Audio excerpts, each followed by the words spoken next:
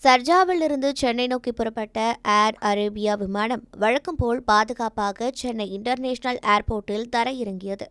விமானம் ரன்வேயை விட்டு வெளியேறி டாக்ஸிவேவில் மெதுவாக நகர்ந்து கொண்டிருந்தது. பயணிகள் எல்லோரும் இறங்க தயாராக இருந்த நிலையில் திடீரென ஒரு ஆண் பயணி தனது இருக்கையிலிருந்து எழுந்து நேராக எமர்ஜென்சி எக்ஸிட் கதவை திறந்தார். அடுத்த சில வினாடிகளில் விமானம் மெதுவாக நகர்ந்து கொண்டிருந்த போதே அவர் வெளியே குதித்தார். விமானத்திற்குள் இருந்தவர்கள் அதிர்ச்சியில் உறைந்து போனார்கள். சிலர் அலறினர். உடனே விமானி நிலைமையை உணர்ந்து கட்டுப்பாட்டு அறைக்கு தகவல் அளித்தார். சம்பவத்தை தொடர்ந்து சென்ட்ரல் இண்டஸ்ட்ரியல் செக்யூரிட்டி போர்ஸ் அதிகாரிகள் உடனடியாக சம்பவ இடத்துக்கு வந்து அந்த பயணியை பாதுகாப்பாக பிடித்தனர். அவர் பின்னர் போலீசாரிடம் ஒப்படைக்கப்பட்டார். அதிர்ஷ்டவசமாக அவருக்கு காயம் ஏற்படவில்லை.